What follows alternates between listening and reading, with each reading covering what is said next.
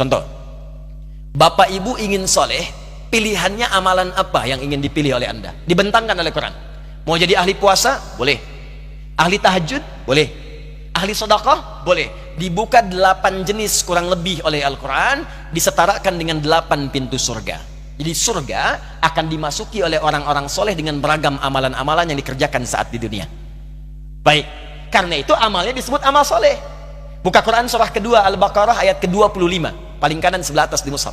Ini kalimat surga pertama disebutkan dalam Al-Quran. Wabashshiril ladzina amanu wa amilus salihat anna lahum jannatin tajri min tahtihal anhar. Berikan kabar gembira pada orang beriman yang telah mengoleksi amal-amal soleh. Dia diberikan kabar gembira, aku siapkan beragam jenis surga untuknya. Anda tanya, ya Allah, amal apa yang harus aku kerjakan sehingga aku bisa mendapatkan surga itu? Dirinci oleh Quran, dibagi 4 bagian. Pertama, ada amalan yang saat anda kerjakan ke surganya bersama para nabi, semua nabi yang pernah tinggal dan bertugas di bumi. Itu ada di Quran surah keempat ayat ke-69. Ada kalimat solehnya. Wa may yuti'illaha war rasula fa ulaika ma'al ladzina an'ama Allahu 'alaihim minan nabiyyin was-siddiqina wasyuhada was-shalihin. Amalannya apa? Ikuti semua sunnah nabi. Keluarkan dari bangun tidur sampai tidur lagi. Bangun tidur bagaimana cara Nabi bangunnya? Buka Abu Dawud nomor hadis 1367 misalnya. Kata Ibnu Abbas, Nabi itu duduk dulu. Karena Nabi sallallahu alaihi wasallam idza staiqadha min naumihi fajalasa wa masaha bi yadihi min athari naumihi faqara khawatim surah Ali Imran. Nabi kalau bangun dari tidur tidak langsung bangun, duduk dulu, menghilangkan bekas ngantuknya, baru kemudian berdoa. Jadi kalau berdoa jangan bangun langsung doa. Gak akan sadar. Sadarkan dulu. Dan itu pun kadang butuh waktu. Bangun jam 3 mau sadar, begitu lihat jam 5. Sadar dulu. Mau makan, lihat Nabi tuntun. Mau ke toilet, lihat Nabi. Makanya silahkan cek, bandingkan dengan ajaran manapun. Anda hanya akan temukan dalam Islam semua pekerjaan kita ada bimbingannya dari Nabi berupa doa. Itu bimbingan. Nah, kita keluarkan. Ada amalan soleh yang kedua, mohon izin, maaf, surganya di level yang kedua, di taman surga, langsung diberikan kenikmatannya oleh Allah. Taman surga ini indahnya, semua kenikmatan diberikan oleh Allah dan letaknya indah sekali. Itu ada di Quran surah ke-51 ayat 15 sampai 23. Apa amalannya? Kata Allah, rajin tahajud. Saya bacakan ayatnya. Innal muttaqina fi jannatin wa uyun. Ada orang soleh yang takwa yang akan tinggal di taman surga. Apa amalannya? Akhidhina ma atahum rabbuhum innahum kanu qabla dzalika muhsinin. Mereka akan mendapatkan semua langsung dari Allah pemberian surganya. Jadi kalau yang di bawah itu yang melayani wildanun mukhalladun. Ya, ada yang pengen minum, datang tiba-tiba. Kalau laki-laki datang bidadari surga. Cantiknya tak terlukiskan. Mala ainan ra'at wala udhun sami'at wala khatara ala qalbi bashar. Lihat istri sendiri nggak akan sebanding dengan itu. Ya, beda jauh. Seperti mutiara. Ya, seperti berlian, nampak indah. Dibawakan gelas-gelas, masya Allah, bi aqwabi wa abarika wa ka'sin min ma'in. Gelasnya terbuat dari emas mutiara yang berkilauan. Kalau ibu perempuan dilayani pangeran-pangeran surga, indah. Tapi, silakan. Jadi kita kemana itu nanti? Insya Allah nanti kita pilih di belakang, nanti ada. Oh, iya, siap. Akan terlihat. Siap. Baik. Tapi di taman surga yang berikan langsung Allah. Indah.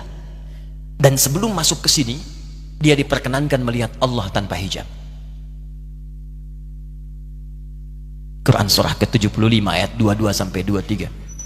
Wujuhu yawma idzin nadhirah. Ada orang yang wajahnya berbinar, gembira luar biasa.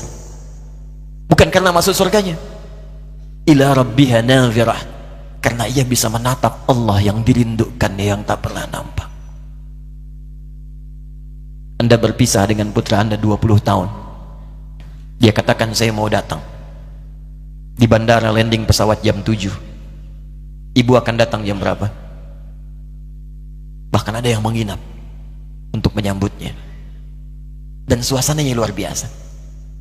Sekarang kita diberikan nikmat, kebutuhan, kesehatan, kenikmatan oleh zat yang tak pernah nampak di bumi. Kita merindukannya. Dan tiba-tiba berjumpa, bagaimana kerinduan kita terbuncah saat itu. Saya ingat almarhum Kiai Haji Arifin Ilham, guru sahabat kita, Saya menengok beliau di rumah sakit sebelum wafat. Ustaz Hadi, abang sedang nunggu deh. Ya bang, liqa'ullah, mau ketemu Allah, mau ketemu Allah. Makanya pas mau wafat itu dituliskan kan oleh beliau, liqa'ullah, dan dipersiapkan. Tidak ada kerinduan tertinggi ketika berjumpa dengan Allah dan Rasulullah SAW. Taman surga. Kalau anda inginkan itu, apa amalannya? Dia orang muhsin kata Allah. Semua mengerjakan karena Allah. Jadi semua karena Allah. Lillah, lillah, lillah, lillah. Karena semua karena Allah, Allah pun merindukannya. Ya, Syekh Jamaluddin Al-Afghani pernah mengajar kemudian di Jamiah Islamiyah di Madinah Munawwarah. Saat mengajar, itu beliau pernah sakit, merasa sakit. Cek ke dokter, kemudian balik karena hasil belum keluar lab. Berapa hari kemudian beliau meminta muridnya untuk ngambil hasil karena beliau ingin mengajar dulu. Begitu ngambil hasil, menangis muridnya di luar. Kenapa? Katanya, ayo masuk sini. Menangis, tak sanggup menyampaikan. Kamu tenang dulu. Begitu selesai beliau sampaikan, guru, hasil dari lab menunjukkan, kata dokter, usia guru sudah tidak lama lagi. Penyakitnya begitu kronis. Semua murid menangis pada saat itu. Tapi perhatikan bagaimana guru mulia ini menjawab. Kalian kenapa bersedih? Kalian kenapa bersedih? Aku sudah lama merindukan Allah untuk berjumpa dengannya. Sekarang Allah merindukan denganku, merindukan pertemuan denganku untuk segera aku menemuinya. Ketika Allah merindukan aku, kenapa aku harus menangisinya? Allah. Karena itu ketika pulang dibalas dengan indah oleh Allah. Apa amalannya saat di dunia? Kanu qalila minal laili ma yahja'un. Orang ini kata Al-Quran sedikit tidurnya, malam bangun. Di dalam rumus fikih kalau sudah disebutkan di Quran jangan ditambah, jangan dikurang.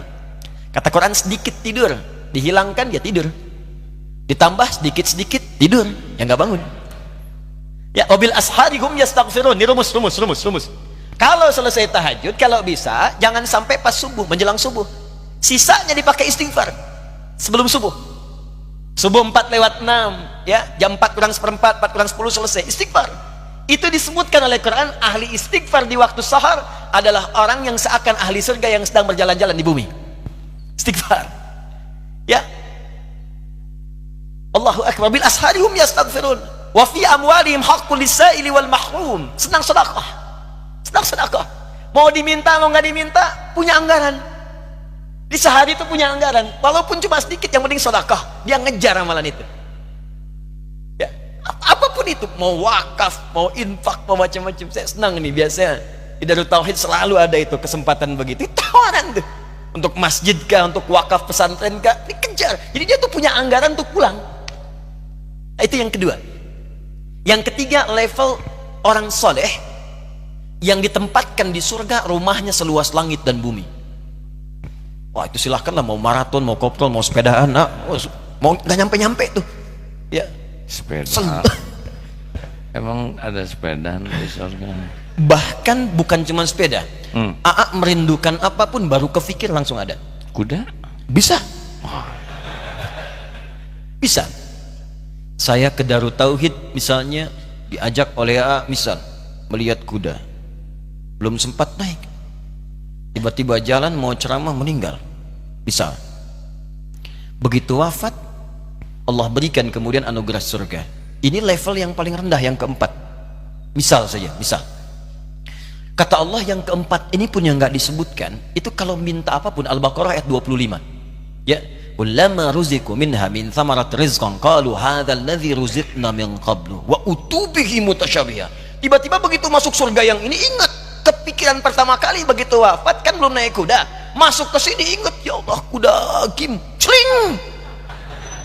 Wa utubihi mutasyabiha, diberikan persis seperti yang terfikirkan di benaknya.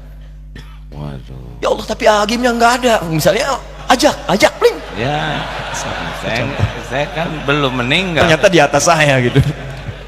Bisa ada. Jadi ada level yang seluas langit dan bumi. Amalannya apa? Di Ali Imran ayat 133 sampai 134. Paling kanan sebelah atas di mushaf. Itu dia rajin infak.